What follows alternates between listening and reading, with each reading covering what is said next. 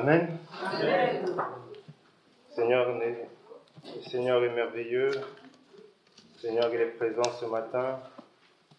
Il nous fait du bien. Nous sentons sa présence. Gloire à Dieu. Amen. Amen. Gloire à Dieu. Amen. S'il fait que nous puissions sentir sa présence, c'est pour nous fortifier. C'est pour nous fortifier, pour nous aider à continuer et à persévérer dans le chemin, malgré les difficultés, à continuer à croire encore que le Seigneur ne change pas. Amen. Amen. Nous allons prendre nos Bibles dans le livre de Actes des Apôtres. Nous allons voir le premier chapitre.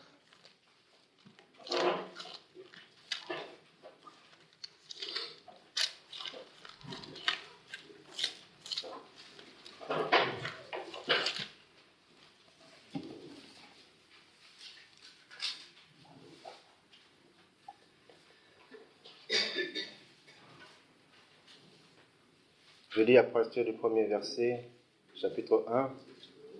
Théophile, j'ai parlé dans mon premier livre de tout ce que Jésus a commencé de faire et d'enseigner, jusqu'au jour où il fut enlevé au ciel, après avoir donné ses ordres par le Saint-Esprit aux apôtres qu'il avait choisis.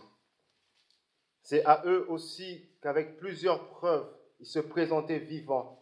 Après avoir souffert, il leur apparut pendant 40 jours et parlant de ce qui concerne le royaume de Dieu. Comme il se trouvait avec eux, il leur recommanda de ne pas s'éloigner de Jérusalem, mais d'attendre la promesse du Père dont, leur dit-il, vous m'avez entendu parler. Car Jean a baptisé d'eau, mais vous, dans peu de jours, vous serez baptisés d'Esprit Saint.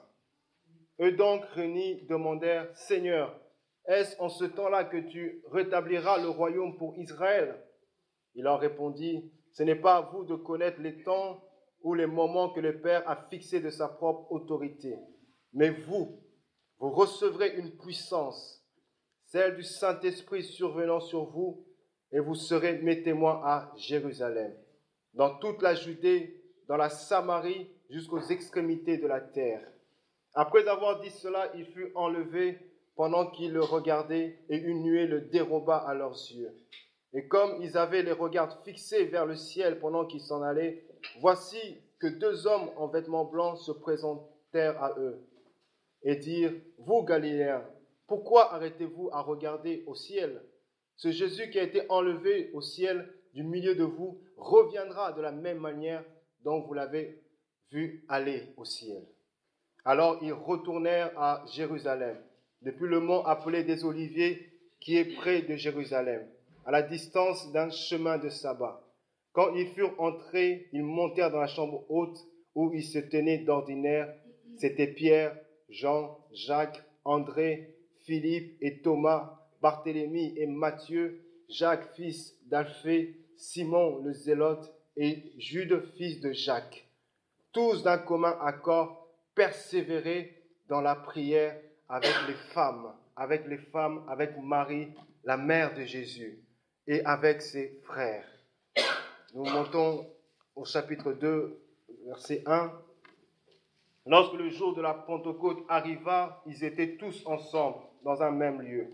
Tout à coup, il vint du ciel un bruit comme celui d'un souffle violent, qui remplit toute la maison où ils étaient assis.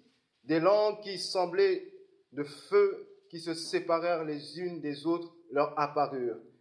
Elles se posèrent sur chacun d'eux. Ils furent tous remplis du Saint-Esprit et se mirent à parler en d'autres langues selon que l'Esprit leur donnait de s'exprimer. Amen. Amen. Seigneur, tu déclares que l'homme ne vivra pas du pain seulement, mais de toute parole qui sort de ta bouche. Permets-nous ce matin de manger ta parole, de nous rassasier de cette parole, Seigneur mon Dieu, de nous fortifier par cette parole, Seigneur, d'être transformés par cette parole, que nos cœurs soient disposés à recevoir ce que tu veux que nous puissions recevoir. Sanctifie-nous, bénis-nous ce matin, dans le nom de Jésus. Amen. Amen. Amen. Béni soit le Seigneur. Ces paroles que nous avons lues, nous les connaissons tous. Nous les avons entendues, réentendues plusieurs fois. Mais ce matin, j'aimerais vous les rappeler. J'aimerais nous rappeler quelque chose ce matin. Quelque chose qui me paraît à moi essentielle et importante. J'aimerais nous rappeler que chacun de nous ce matin a besoin de recevoir la puissance du Saint-Esprit. Chacun de nous ce matin a besoin d'être baptisé dans le Saint-Esprit.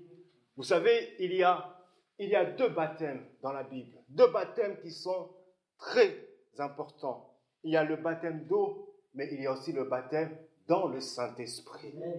Vous savez, nous avons été baptisés par les hommes pour aller dans l'eau.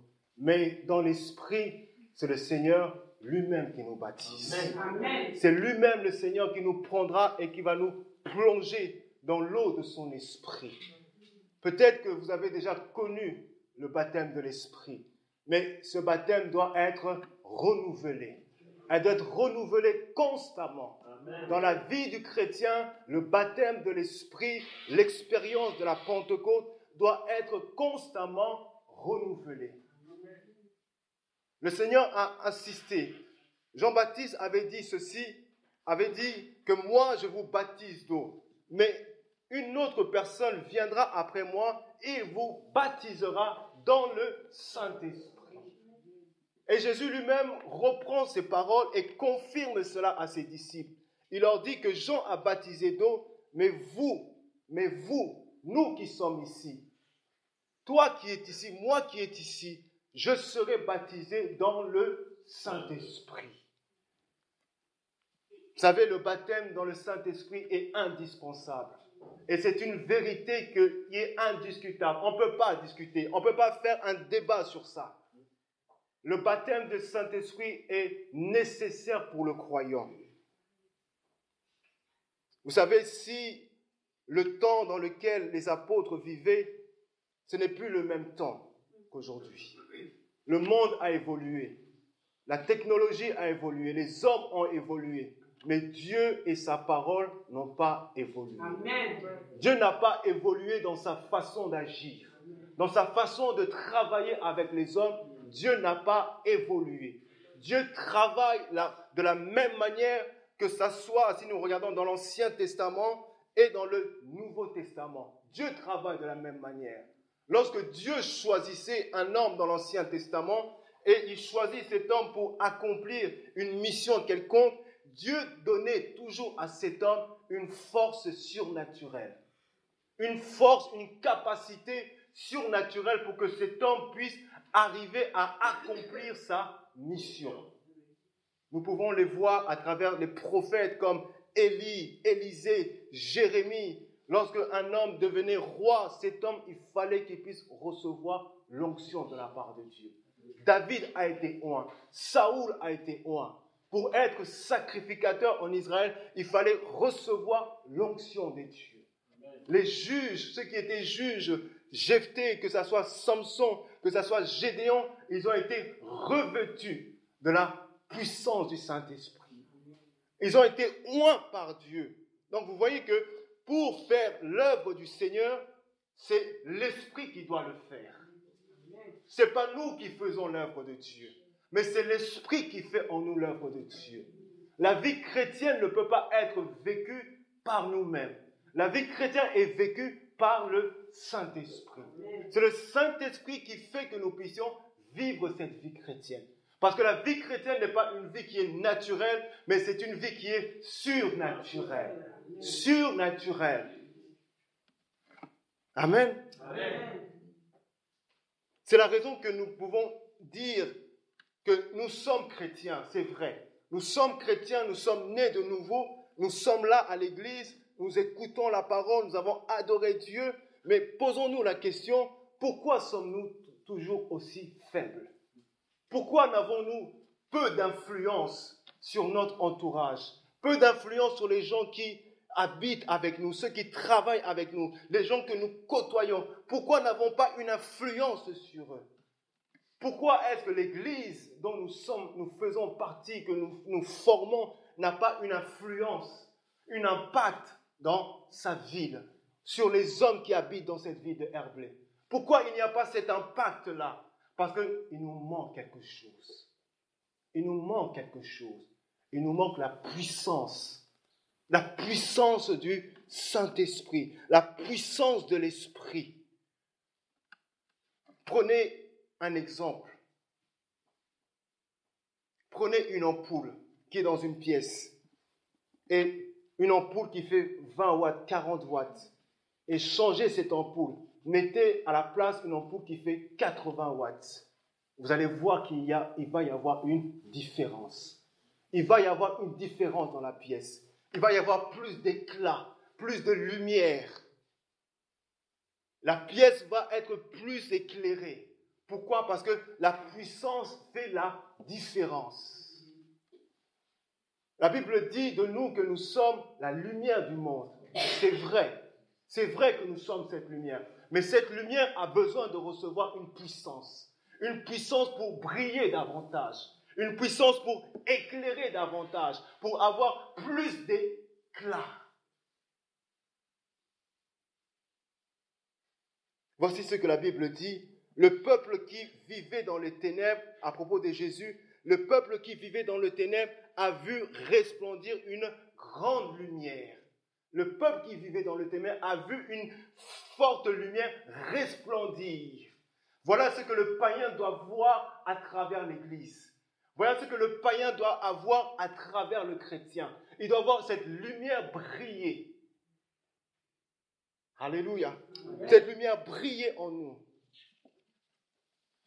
Et ce matin, j'aimerais nous donner quelques raisons qui me semblent valables, quelques raisons pour nous inciter à chercher et à rechercher, à demander et à frapper. Comme le Seigneur a dit, cherchez et vous trouverez, frappez et on vous ouvrira. Vous voyez, je veux simplement nous inciter à persévérer dans ce désir, dans cette recherche, dans cette aspiration, dans cette volonté de recevoir la puissance du Saint-Esprit, de recevoir, d'être baptisé dans l'Esprit Saint. Et ma première raison, nous l'avons chanté, le Seigneur a payé un prix. Le Seigneur a payé un prix. Il a payé un prix fort. Le Seigneur a donné sa vie. Le Seigneur s'est sacrifié pour que nous puissions entrer dans les promesses de Dieu.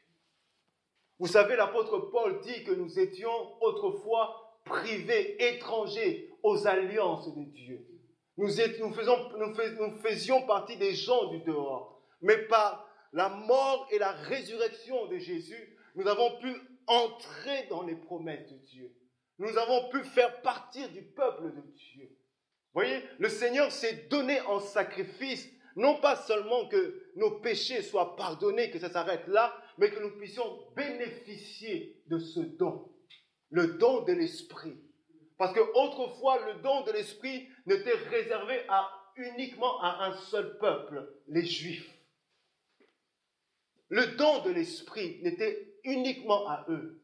Nous n'avions pas droit à ce don-là. Nous n'avions pas droit à cette promesse-là. Nous étions des étrangers privés. Mais le Seigneur, il est venu afin que nous puissions avoir droit à cette promesse. Amen.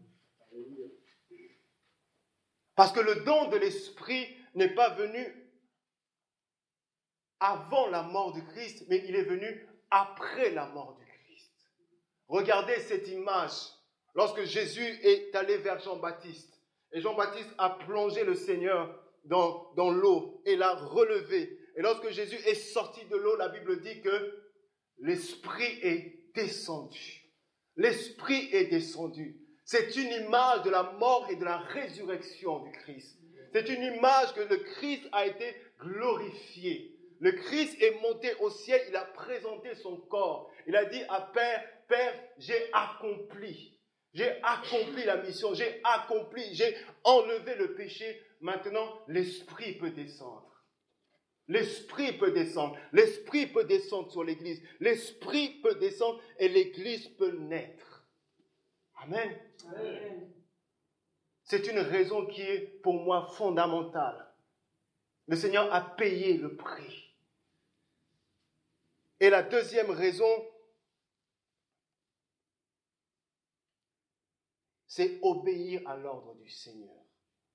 Chercher la puissance du Saint-Esprit, c'est obéir à l'ordre du Seigneur. Voici ce que le Seigneur a dit. Le Seigneur a dit ceci à ses disciples. Verset 4. Il leur a dit, alors qu'ils se trouvaient en leur compagnie, il leur recommanda. Dans d'autres versions, il est dit, il leur donna un ordre. Il leur recommanda de ne pas s'éloigner de Jérusalem, mais d'attendre ce que le Père avait promis. D'attendre de recevoir cette puissance du Saint-Esprit. C'est comme si le Seigneur leur disait, ne faites rien, ne partez pas en guerre. Ne partez pas en guerre sans avoir reçu les armes nécessaires. Il leur disait, attendez, restez là, restez sur place. N'allez pas évangéliser. Ne commencez pas mon œuvre, mais restez là, attendez. Attendez. Souvent, nous désobéissons à cet ordre, nous n'attendons pas. Nous courons, nous sommes pressés. Parce que s'ils n'attendaient pas ils n'attendaient pas la puissance du Seigneur, ils allaient échouer. Ils allaient échouer. Et c'est la raison pour laquelle beaucoup d'entre nous, nous échouons. Beaucoup de chrétiens échouent parce qu'ils n'attendent pas d'avoir reçu la puissance du Saint-Esprit. Vous savez, Moïse a échoué, premièrement. Il a échoué, Moïse. Lorsque Moïse a compris, il est allé voir ses frères pour chercher à libérer ses frères. Il pensait pouvoir libérer ses frères par ses propres forces. Mais la main de Dieu n'était pas encore sur lui. Et lorsqu'il a essayé, il a échoué et il s'est enfui dans les déserts. Parce que Moïse pensait que par ses propres forces, il pouvait libérer le peuple. Moïse n'avait pas attendu la main de Dieu.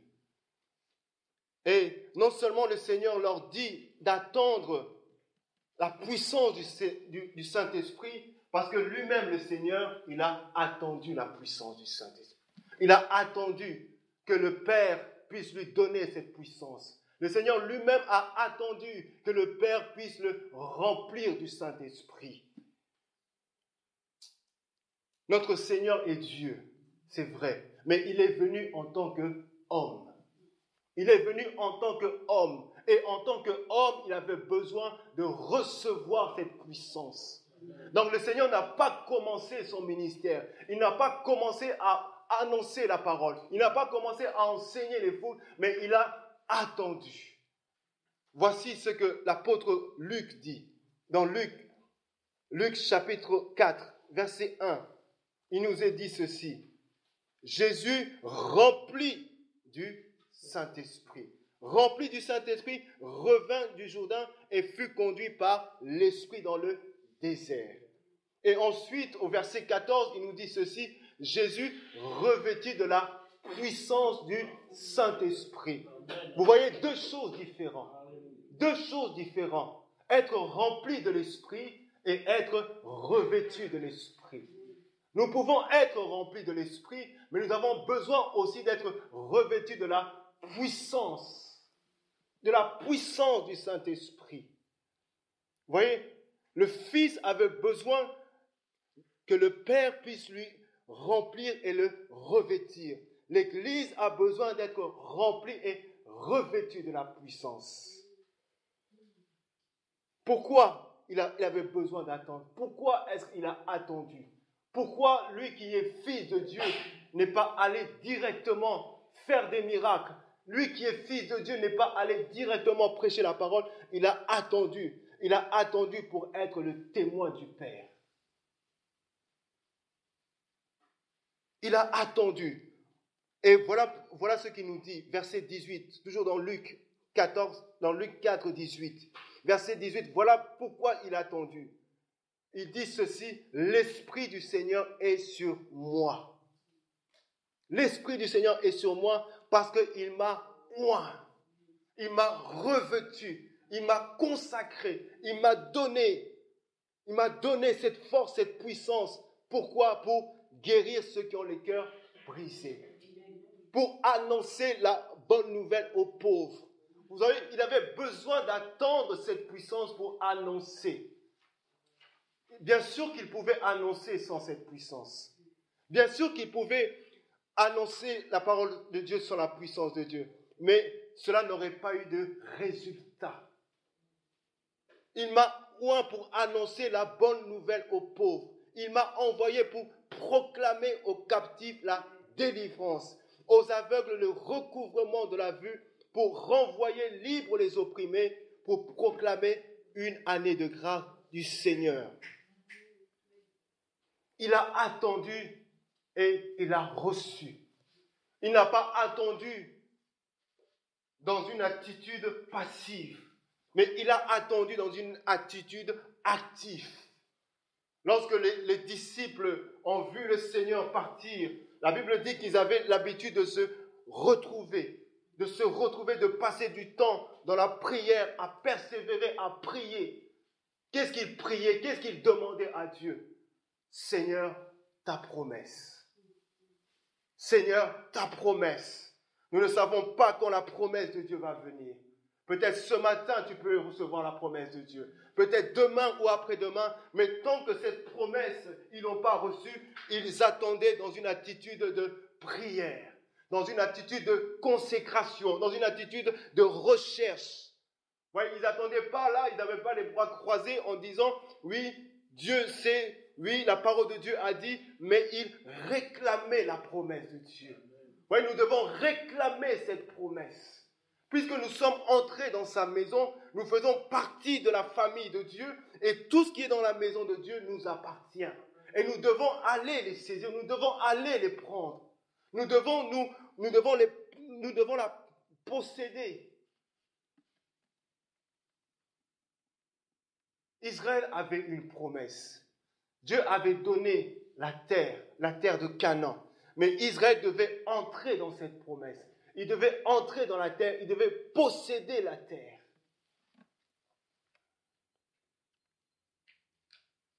Et si nous voulons être des véritables témoins du Christ, des véritables témoins dans notre mariage, des véritables témoins du Christ dans notre travail, à l'école, si nous voulons être des véritables témoins, nous avons besoin de recevoir cette puissance. Amen. Nous avons besoin d'aspirer à cette puissance. Nous avons besoin de demander cette puissance, de réclamer cette puissance du Saint-Esprit. La Bible dit que ce n'était pas seulement les hommes, la Bible dit qu'ils percevaient en commun avec Marie, mère de Jésus. Mais elle aussi, elle avait besoin de recevoir la puissance du Saint-Esprit. Les femmes qui étaient là avaient aussi besoin de recevoir la puissance du Saint-Esprit. Donc ce n'est pas réservé à des hommes, ce n'est pas réservé à des pasteurs, mais c'est réservé à celui qui croit en Jésus-Christ. C'est une promesse qui est réservée à chaque personne. Et la troisième raison que j'aimerais avancer, la puissance du Saint-Esprit nous transformera. Lorsque nous recevrons cette puissance, nos cœurs seront transformés. Notre caractère sera transformé. Voilà ce que le prophète Samuel a dit à Saoul. En disant ceci, l'Esprit de l'Éternel te saisira, tu prophétiseras avec eux et tu seras changé en un autre homme. Tu seras changé, tu seras transformé, tu seras modelé, tu seras renouvelé. Si nous regardons les disciples avant la Pentecôte et après la Pentecôte, il y a une grande différence. Ce ne sont plus les mêmes hommes, ce ne sont plus les mêmes femmes. Ce n'étaient plus des gens qui vivaient dans la peur, qui étaient timides. C'était devenu des hommes et des femmes courageux. Ils étaient courageux. Ils avaient ce courage de prêcher la parole. Ils avaient cette force, ils avaient cette assurance. Ils étaient remplis d'assurance. Ils étaient devenus solides dans leur foi. Et même les pharisiens étaient étonnés quand ils les voyaient. Dans Actes 4, 13, voilà ce qu'ils disent lorsque Jean et Pierre ont été arrêtés. Lorsqu'ils virent l'assurance de Pierre et de Jean, ils furent étonnés. Ils ont été étonnés quand ils ont vu à quel point ces hommes étaient remplis d'assurance. Ils furent étonnés car ils se rendaient compte que c'était des gens du peuple, des gens sans instruction, des gens qui n'ont pas étudié, qui ne sont pas allés à l'école. Certains d'entre eux ne savent même pas lire. Mais ce sont des gens qui ont l'assurance. Ils sont capables de se tenir devant les chefs religieux. Ils sont capables de parler à ce chef, de leur répondre. Vaut mieux obéir à Dieu plutôt qu'à vos lois. Vaut mieux obéir à Dieu. Il fallait le faire. Il fallait avoir du courage. Et ce courage n'est pas venu par hasard. Ce courage a été donné par la puissance du Saint-Esprit. Souvent, nous n'avons pas ce courage d'annoncer Jésus, de parler de Jésus, de dire que nous sommes chrétiens, de dire que Jésus est la solution. Souvent, nous n'avons pas ce courage. Mais le Seigneur nous donnera ce courage si nous avons la puissance du Saint-Esprit.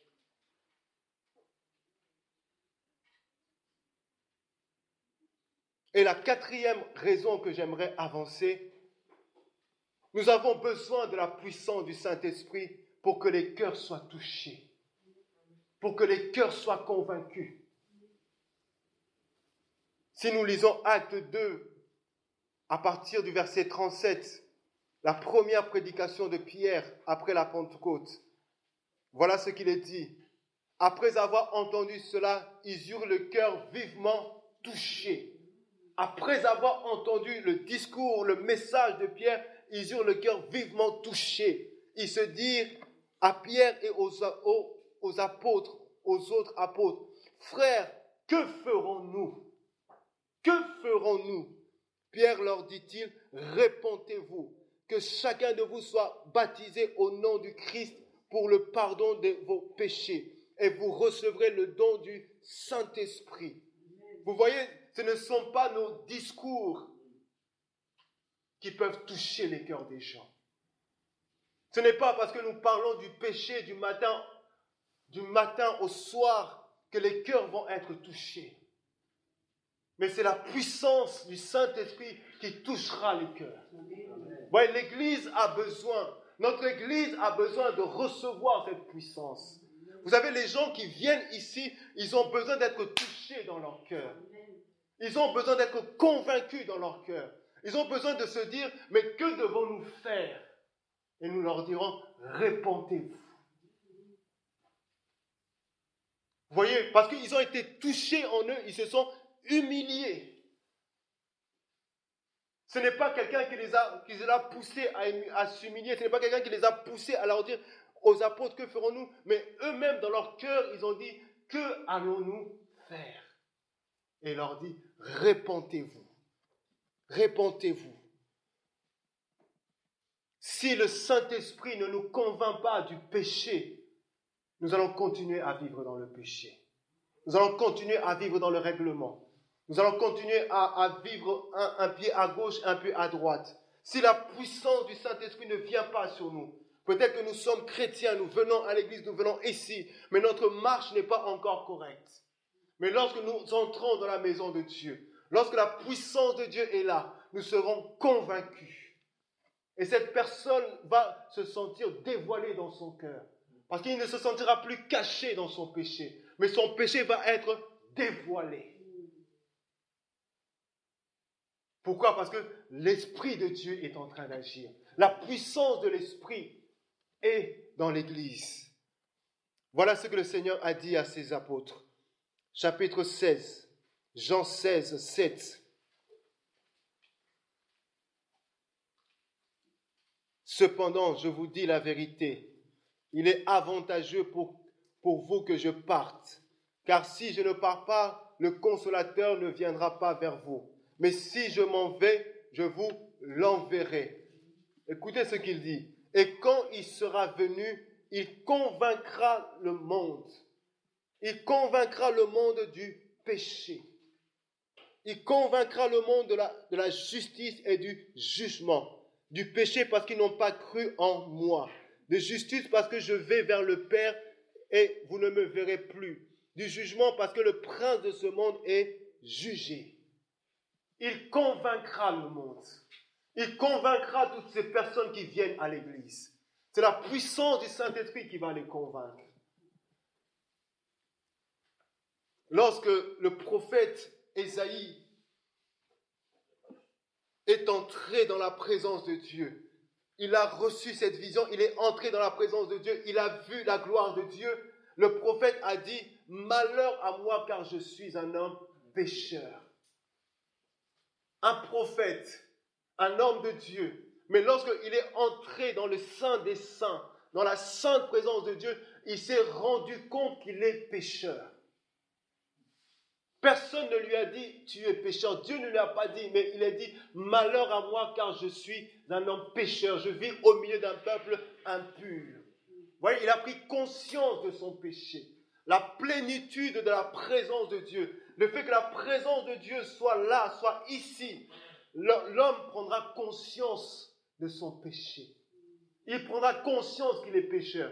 Parce que lorsque nous nous tenons devant Dieu, lorsque nous entrons dans son lieu saint, nous nous sentons sales directement. Nous nous sentons sales. Parce que le Seigneur dévoile nos cœurs. Parce que le Seigneur met en nous cette conviction. Tu es pécheur. Tu es pécheur. Il y a cette culpabilité qui vient en nous. Réponds-toi, humilie-toi. Vous voyez, parce qu'il est entré dans la présence de Dieu. Et l'Église est le temple de Dieu. Et l'Église doit avoir cette présence. Voilà pourquoi nous, Église de Dieu, nous devons prier pour que le Seigneur puisse répandre sa présence dans son Église. Lorsque nous entrons dans cette Église, lorsque l'Église se rassemble, se forme, que la présence de Dieu soit palpable et tangible. Nous savons que l'Esprit de Dieu est là. Nous savons que Dieu est là, mais nous avons besoin de plus de sa présence. Plus de sa présence, encore plus. Vous voyez? Peut-être notre verre est à moitié, nous avons besoin que cette verre soit remplie. Peut-être notre église est à moitié, nous avons besoin que l'église soit remplie.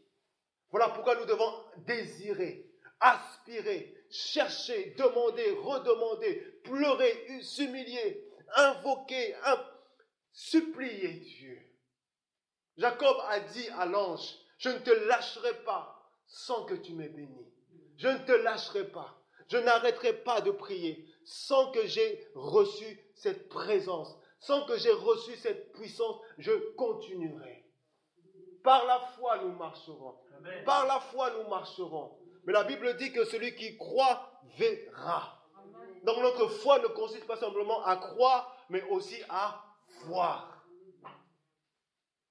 Je crois, mais je dois finir par voir. Je dois finir par vivre cette réalité. Si c'est sa parole, j'ai besoin de vivre cette parole. Pourquoi avons-nous besoin de la puissance du Saint-Esprit? Pour résister. Résister. Résister à Satan. Nous vivons dans les temps de la fin.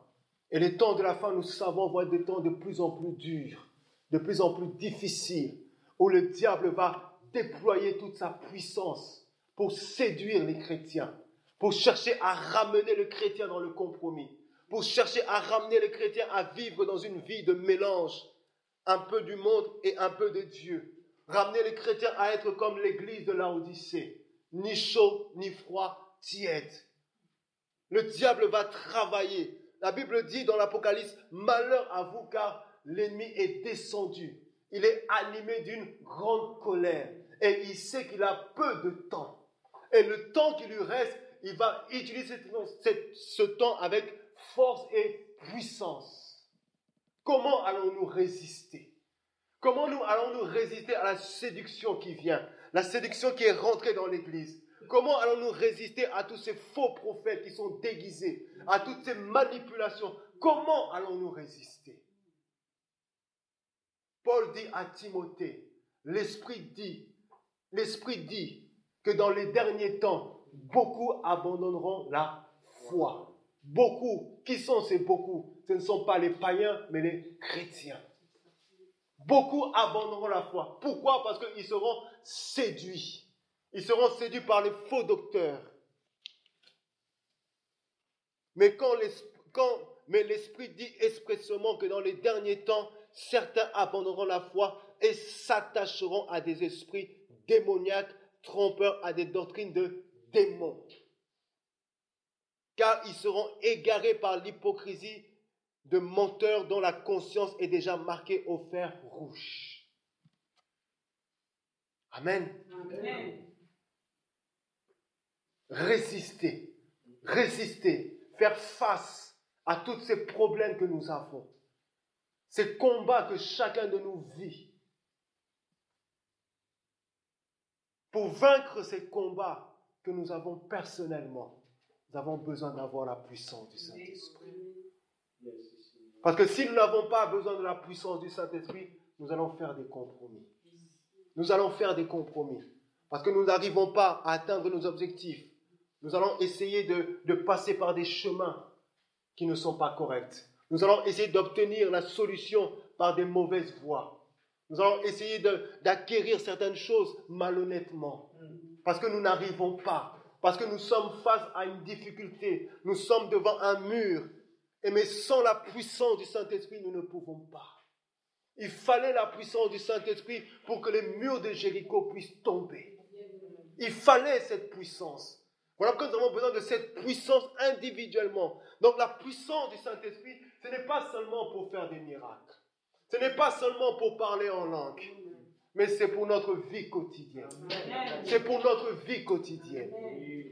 C'est vrai que le Seigneur a dit, je répandrai mon esprit dans les derniers temps. Vos filles et vos fils prophétiseront. Est-ce que nous prophétisons?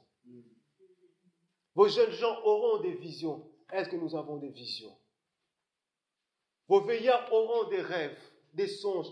Est-ce que vous avez des songes? Dans les derniers temps, je répandrai mon esprit sur mes serviteurs et ils prophétiseront. Vous voyez, toutes ces paroles, nous les connaissons. Soit nous nous contentons à dire, nous connaissons ces paroles. Soit nous cherchons à vivre ces paroles. Et là, il y a la différence. Il y a la différence. Parce que la Bible ne sera plus une lettre morte pour nous, mais ça sera esprit et vie. Amen. Amen. Gloire à Dieu. Alléluia.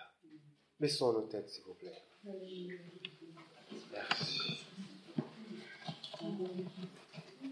Merci Seigneur. C'est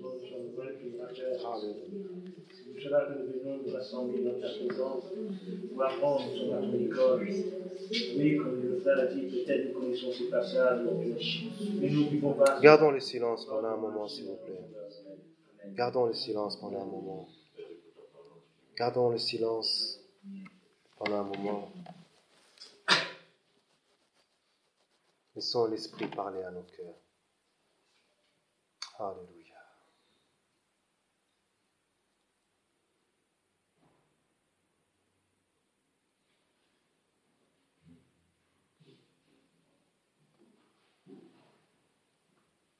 Seigneur, tu vois ta parole, Seigneur, ce matin. Seigneur, tu es fidèle à ta parole, Seigneur. Seigneur, tu accomplis ta parole, Seigneur. Levons nos voix ensemble, demandons à Dieu, si nous avons besoin de cette puissance, demandons à Dieu cette puissance. Si nous avons besoin d'être baptisés dans l'Esprit, demandons à Dieu ce baptême ce matin. Demandons à Dieu de nous baptiser ce matin. Demandons à Dieu qu'il nous renouvelle ce matin. Demandons à Dieu de nous remplir de son onction ce matin. Qu'il remplisse son Église, qu'il visite son Église. Levons nos voix ensemble, prions. Oh Seigneur Jésus. Seigneur, ce matin, nous sommes rendus compte combien nous avons besoin de ton esprit, Seigneur. Seigneur, ta parole a été dite, Seigneur mon Dieu. Ta parole a été dite, Seigneur mon Dieu. Et Seigneur, tu déclares, tu veilles sur ta parole ce matin pour l'accomplir, Seigneur mon Dieu. Oh, ce matin, Seigneur mon Dieu, visite des cœurs, Seigneur mon Dieu, qui ont soif de toi. Seigneur, touche les cœurs ce matin qui désirent recevoir la puissance d'en haut, Seigneur mon Dieu. Oh, Seigneur mon Dieu, combien moi, Seigneur, qui suis devant, j'ai besoin d'être rempli de ton esprit, Seigneur. Combien moi qui suis là, Seigneur mon Dieu, je désire recevoir cette puissance d'en haut, Seigneur mon Dieu. Je désire revêtir cette puissance, Seigneur mon Dieu. Oh, Seigneur mon Dieu, je désire voir ton Église, Seigneur mon Dieu. Ton Église recevoir, Seigneur mon Dieu. Recevoir cette puissance, Seigneur mon Dieu. Cette puissance pour libérer les vies, Seigneur. Libérer les cœurs, Seigneur mon Dieu. Être témoin de Christ, Seigneur.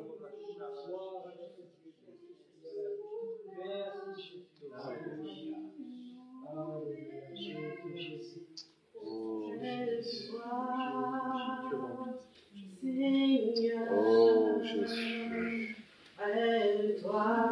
Merci pour ton œuvre, Seigneur.